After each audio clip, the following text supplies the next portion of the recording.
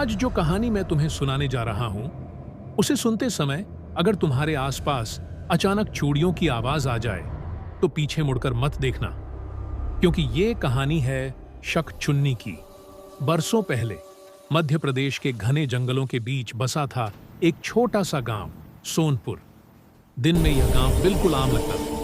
बच्चे खेलते थे, औरतें कुएं से पानी भरती थीं, लेकिन जैसे ही सूरज ढलता था, पूरा गांव खामोश हो जाता था। कोई बाहर नहीं निकलता था, कोई खिड़की नहीं खोलता था, और अगर किसी घर के बाहर रात में चूड़ियों की छन छन सुनाई दे जाए, तो लोग भगवान का नाम लेकर चुपचाप लेट जाते थे, क्योंकि गांव वाले जानते थे वो आ चुकी है शक-चुन्नी। शहर से आया अमन इन बातों पर हंसता था। उसे भूत प्रेत, आत्मा, चुड़ैल जैसी बातों पर बिल्कुल भरोसा नहीं था।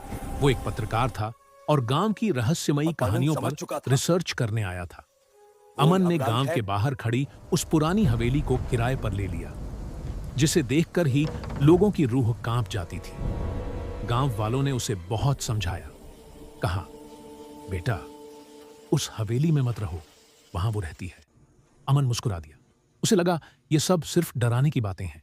पहली रात हवेली में अजीब सी ठंड थी। हवा बिना वजह चल रही थी। रात के करीब 12 बजे अमन किताब पढ़ रहा था। तभी छन छन छन चूड़ियों की आवाज। अमन ने दरवाजा खोला। बाहर कोई नहीं था। वो वापस पलटा ही था कि पीछे से एक बहुत धीमी आवाज आई। अमन, उसकी रीढ़ में सिहरन दौड़ गई। आईने में देखा, पीछे एक औरत खड़ी थी। बिखरे बाल, सफेद साड़ी, हाथों में टूटी हुई चूड़ियां, और उसके पांव उल्टे थे। अमन की चीख गले में अटक गई। अचानक वो औरत गायब हो गई। अगली सुबह अमन गांव के पुजारी के पास पहुंचा। डर उसके चेहरे से साफ झलक रहा था। पुजारी ने कहा, जिसे तुमने देखा वो कमला थी। कमला, जिसकी शादी धोखे से हुई। पति शराबी था, हर रात उसे मारता था। एक रात उसने कमला के पैरों में चूड़ियां बांध दी ताकि वो भाग न सके, और उसे जलाकर मार डाला। मरते वक्त कमला ने बदुआ दी और वो बन गई शक-चुन्नी, जो रात में निकलती है, पुरुषों को अपनी आवाज और सुंदरता से फंसाती है और फिर उनकी गर्दन मरोड़ देती है। उस रात गांव में एक और आदमी मरा। उसके पैरों के निशान उल्टे थे। अमन अब समझ चुका था, वो निशाना बन चुका था। अगली रात अमन को सपना आया। कमला सामने खड़ी, इस बार बेहद सुंदर। उसने कहा, मुझे आजाद कर दो, मैं बहुत दर्द में हूं। अमन डर और दया के बीच फंसा हुआ था। अमावस्या की रात हवेली में पूजा रखी गई।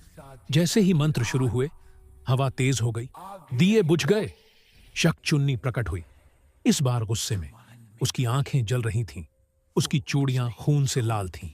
पुजारी ने मंत्र तेज किया। शक-चुन्नी चीखी, एक भयानक चीख, जिससे पूरा गांव कांप उठा। आखिरकार एक तेज रोशनी हुई और सब कुछ शांत हो गया। सुबह हवेली राख बन चुकी थी। अमन गांव छोड़कर चला गया।